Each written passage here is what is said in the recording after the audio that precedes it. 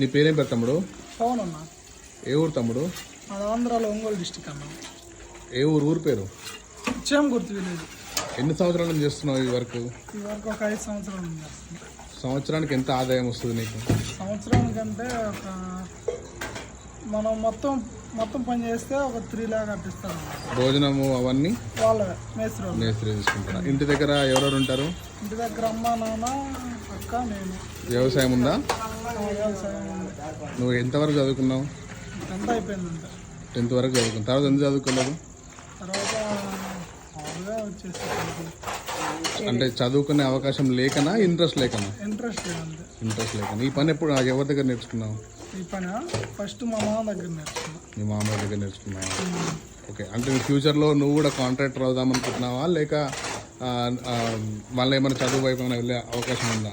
Contract ఆ లెవెల్కి వెళ్దాం అనుకుంటున్నావా?